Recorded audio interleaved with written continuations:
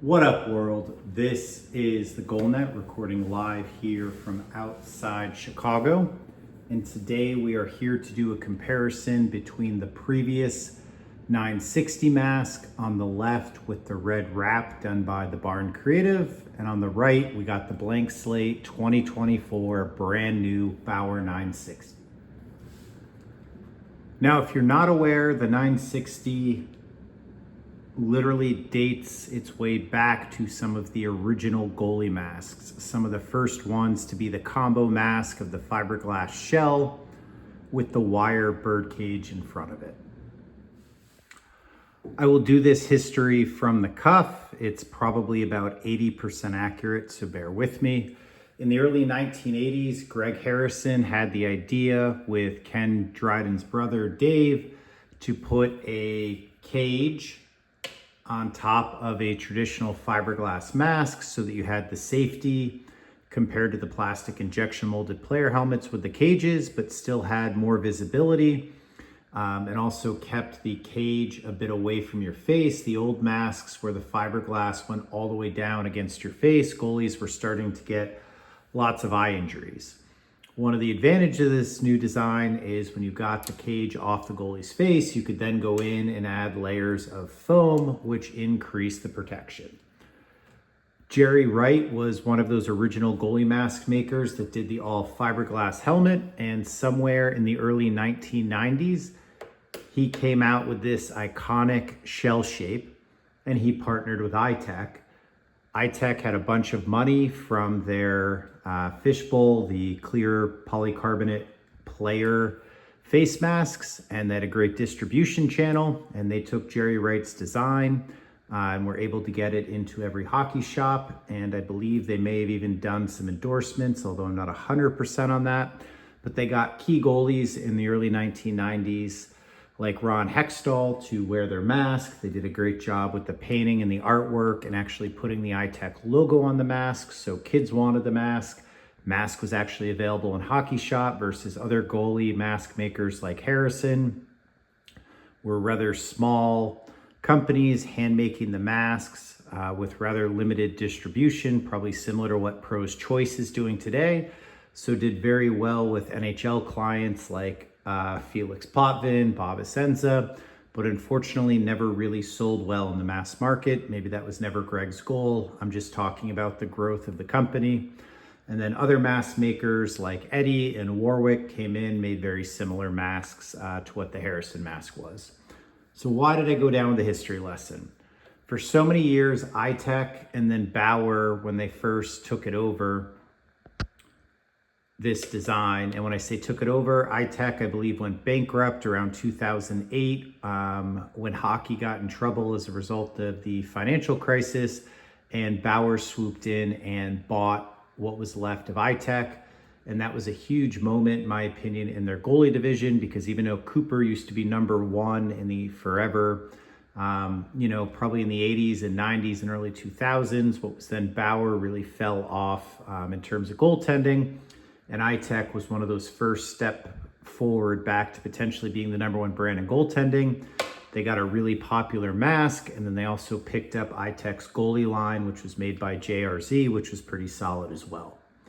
Anyway, getting back on track. The reason I bring up the history lesson, iTech for years kept trying to come up with a new mask to sort of replace the 960 or spur sales, and really fell flat on their face. The 9600 was okay. There's the profile like 2000 or whatever the Widowmaker was.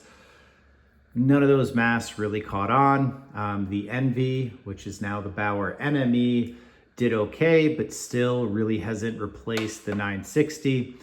And without going through hockey catalogs and looking at research, there's probably a really long stretch of time, maybe 10 years, 15 years, where the 960 was completely untouched. Eventually it went from a fiberglass shell to a composite shell, but really the innovation happened when Bauer took over the product line, and somewhere in the mid 2000s, just like they do with player helmets and upgrades, they started incrementally updating the 960 product line every few years. What's cool though is every other time somebody tried to iterate off the classic Jerry Wright design, they sort of screwed it up. And they kept changing things with the shell, like the vent holes, the shape, this. Bauer's basically decided to keep the shell the way it is, but every few years, 3 to 4, the product gets a refresh and they update the shell, they update the liner, and they make a better version of the mask without compromising that classic look that goalies love and works well from a safety and a functional standpoint with the big ridges up there.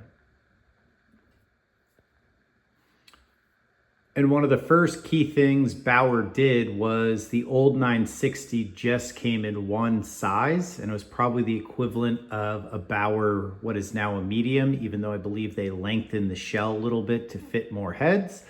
But probably the biggest complaint with the previous 960, like the original one that was popular for so many years, is that it didn't fit a lot of goalies. So now Bauer did small, medium, and large. Both of these masks here are a medium. By size chart, I would fit into a large. I think my fitteds are like 7.5 as a reference, so I have a pretty big head.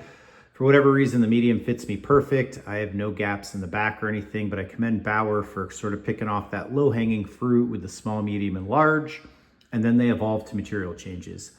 So again, hopefully the history lesson was appreciated here. I think it's really important to mention the background on the 960 because the fact that Bauer has been able to keep the look the same, but improve the technology and the safety is huge, because whether we like it or not, helmets are safety devices, but honestly, if they're ugly, 9 out of 10 goalies won't pick them up. And this 960 is just an iconic shape. So basically, I've had this mask for 2 or 3 years without going back and going through videos. I don't remember quite how long. But I basically use this mask for every skate in the middle. I tried the NME1, which was definitely better than the NME VTX, but helmet just doesn't fit me as well, so I didn't really put it through its paces. Tried some of the CCMs, the sport masks, and of the standard retail masks that I'm able to test, the 960 fits me the best, and I'm also the most comfortable in it.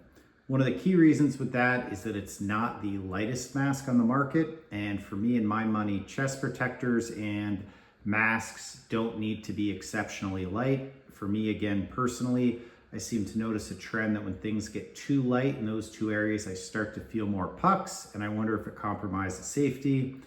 960 never felt the shot. So I had no real complaints with this product here on the left. In terms of performance, fit, shape, aesthetic, all of that was great. The one thing that I didn't love with this mask, especially playing hockey here in the summer in the greater Chicago area, it can be unbelievably humid, is, and I'm a big sweater, I would sweat a ton in this mask, and after a while the foams would not be able to absorb the sweat perfectly, like they'd almost absorb all they could handle, and then excess sweat would drip into your face. And then between skates, depending on what the temperature was, where I was able to air my gear out and how much time I had between skates, the mask wouldn't fully dry. So at a high level, those are the big things that I would look for to be improved in the new 960, would be to keep the protection where it was or improve it, because I had no complaints there. Again, don't want the fit or anything changed, but I'd love more breathability so that during the game I would potentially sweat less, or the sweat that was accruing could help evaporate. And I would love it if there's a way if the foams would dry faster between skates. And I believe that's really, when we go and dive into the technical packages, I believe that's what Bauer really focused on with that. But before we get into the foams, let's talk about what's changed with the shells.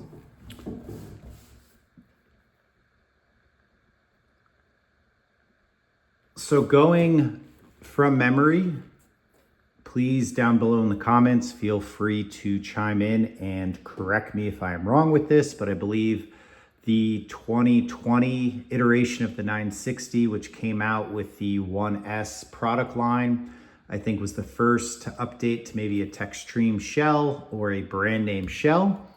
But that mask, I think, had some issues with maybe a little bit loud. And so what Bauer changed with the, I believe this mask here is Oh, I think that pad was 2018. I believe this one's 2021 and this is 2024. Was Bauer added the smack wrap material, and you can see the logo there. Smack wrap was designed to help this mask be more durable and absorb more vibration. And I believe it also has sort of a sound dampening angle to it. So it's designed to be like a quieter, more durable version of the 960. And mission accomplished. Like I said, no issues with the performance of the shell. Over here, this is the 2024 version of the mask. You can see we have the Crybon fiber. That is the K. And the Crybon fiber here is designed to be a lighter, better energy absorbing shell. And it's also designed to reduce ringing again. So you can see the additives Bauer's continually upgrading into their shell layup is designed to reduce ringing and overall vibration. So we can all understand that the Crybon here is an upgrade from the previous smack wrap. Smack wrap, I also believe, is a material used a lot in building, because you can see this is a third-party material. Bauer didn't develop it. They went out into the market, found good materials, and then licensed it and are putting that technology in their product. So if we focus on the Crybon, going with the latest and greatest, this is often used in things like orthopedic applications, so medical devices, and also train manufacturing. So this has a good pedigree with other materials. And I don't review masks because at the end of the day, the number one thing a mask has to do is fit. And a lot of the safety and functionality from like sight lines and comfort is going to come from fit. So I like to do overviews of masks so you can understand what's different, but not going to say one mask is better than another because I don't have access to safety testing. And until I get that, which I probably never will, not going to dive down the rabbit hole of saying one mask is better than another. But from the marketing description, trust what Bauer's saying here that the Crybon is better than the smack wrap. However, had no issues with either one of these masks ever getting hit. And having a noise that alarmed me audibly, the ringing, which sometimes people would say signals a head injury, or just feeling the puck, and never had any chipping or anything with the shell, which is something I've seen people can have issues with on like the NME version, the VTX version of the NME. So that's the big upgrade package with the shell, is this Crybon here. Now let's focus on the inside of the mask, because if you heard my intro a few minutes ago, that for me was really the big focus. So this mask in here has the Poron XRD fiber, and you can see the mask on the left kind of started out the same color is the mask on the right, and that is sort of yellowed from the sweat it's taken in over the years, and the way it's absorbed it. You can see probably worse here on the side area. That there is probably the color when it started, and it's yellowed. But again, this is a goalie mask. It does get sweat. You are going to see color over time. But for me, like I said, I just found this mask absorbed a bit more sweat than I would have liked. And so that was the design goal with Bauer. So as you can see, all the white foam in here is the XRD. In the chin cup, we have an XRD. Great innovation on this mask was the first elastic chin. Found that to be a lot more comfortable. As we zoom in here on the 2024 version, you can see that it has been upgraded with a defense cloud technology foam. And that is something that Bauer is using across their product line now. Like they just updated the React 150, which is their #1 player helmet in the NHL, to the React 155. And going from the 50 to the 55, they upgraded to the defense cloud foam, which is supposed to provide more protection. And same, we have the defense cloud foam here in the chin area. So again, reviewing masks, a little awkward, but from best I can say, and if you follow me on Instagram, you've definitely heard me talk about this quite a bit. The foam in this helmet I find to be significantly drier after I skate compared with the prior generation Poron liner. And this mask also, I think I sweat less during the game. So for me, unfortunately, I don't have scientific way of testing it with like measuring the amount of moisture in the foam. But for me, I find this mask sucks up sweat less in a good way. or it absorbs it and doesn't drip back on me. I'm not sure technically what's happening there, but it works way better. And then it's also more breathable. And visually, there's some things you can see that Bauer did that. So in the back corner of the foam here, where it's really not touching your body much, you know, you're kind of stopping here at this ear hole. And the way my mask fits, probably see a line, but kind of sits somewhere like this. This foam is behind my head. They've thinned that out quite a bit. And then in this molded area here, the groove, which is designed to increase airflow there, you can see the ridges inside that molded area.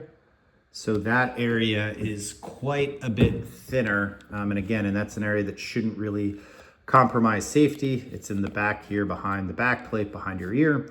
But that's thinned out. All those edges are rounded down. Everything is done, in my opinion, with the goal of increasing airflow. Another subtle difference here is the chin cup. It's kind of a flatter design. The new chin cup, I believe, has been deepened. So you can see it's got the new Bauer logo on it. Probably a little hard to see optically, but you can see the little scoop right there in the middle. This has been updated so that your chin fits a little bit deeper and provides a bit more comfort. And then, not shockingly, even though this had a great thermocore performance sweatband, as material technology changes, the new version of the mask has the newer thermocore sweatbands in it as well. So each generation of the sweatband here just going to be designed to absorb more sweat and keep you cooler wearing it. Some other cool stuff is like, let's see how well we can show this. You can see that like the defense cloud insert here is actually like its own piece sitting up here. And you can see that it's nice and deep. So I think that's another subtle touch, whether that was designed around safety or breathability. But you get a little bit more gap here between the top of your head and this vent hole. And I know a lot of these changes seem small, but it is a helmet. It's Bauer's, #1 selling pro helmet. It is their, sort of iconic flagship thing, and it's a really great product. So they don't need to break it. They need to evolve it and make it better. And I really think that's what this iteration of the helmet did with the foams.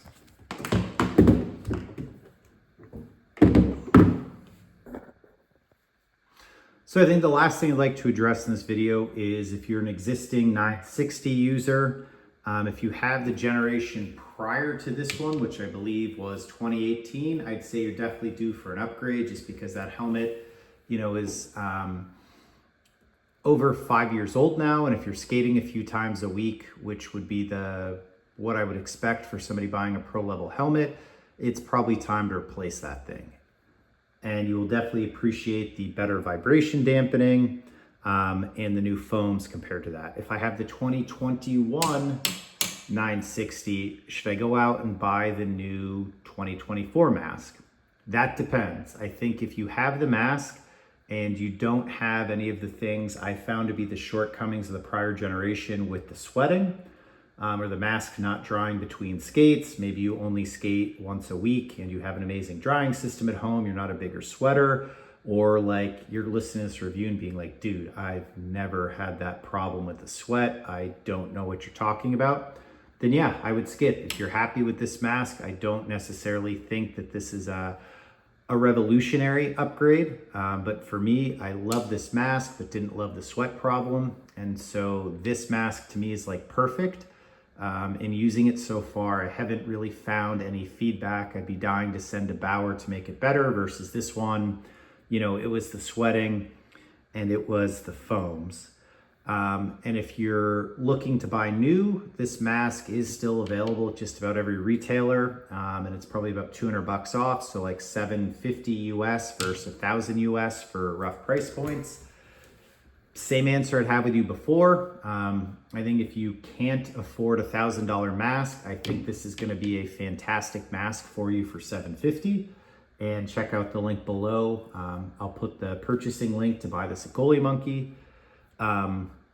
or if you're not a huge sweater and want to save money because maybe you need to go buy a new stick or something like that, for the same $1,000 budget, you can get a pro level mask and a pro level stick. But if you're comfortable spending $1,000 or you're a large sweater, I would absolutely jump in and get the 960. As I mentioned a moment ago, I have no real complaints about that mask. The new Defense Cloud Tech Liner is great. The way I'm finding that it breathes better is great. You know, it's got the Techstream 24K upgraded shell with the carbon. It's just great stuff on this mask. The only reason I'm just a little hesitant to say like everybody should upgrade is until this mask came out, this was my favorite mask, and the trade-off of the foams, you know, being a little damp at times was worth wearing this mask to me because I love the way it fit. I love the way I perceive the safety to be, love the look of it. So it's still a really great mask, and just trying to be respectful of people's potential budgets. This is still a really great mask. This is just a better mask. But sometimes if you're on a fixed budget, there's nothing wrong with this mask. So please throw any comments down below, anything you feel that I missed talking about these masks or the construction differences. And remember, if you're looking to buy any new gear, please use my code at Goalie Monkey to help grow the channel. This is the GoalNet signing off.